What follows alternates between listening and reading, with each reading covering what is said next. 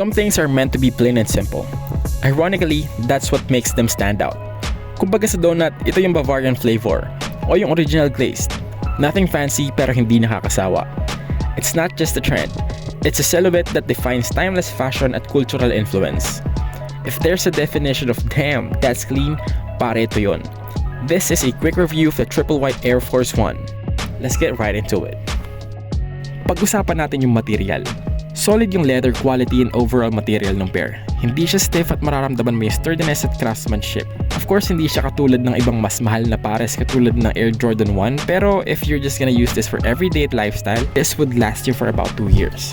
Sunod naman ay yung sizing. Like most people, I went half a size down kasi this model runs large.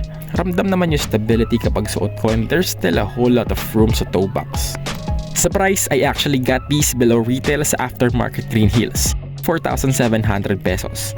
Pero the SRP goes for 5,895. I know sa sneakerhead community it's on the cheap side pero for me it's more on the pricier spectrum and I would say it's worth it. Sobrang skeptical ko nung una bumili ng Air Force 1 dahil ang taas ng sole at iniisip ko baka matapilok ako. Pero gaya nga ng sabi ko, ramdam naman yung stability at solid naman yung support ng sapatos. Isa sa mga con is that it gets dirty real fast and the creasing. Some people don't like that.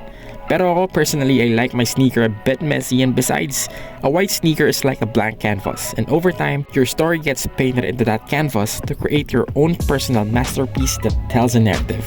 But that's all for this quick review and see you on the next one.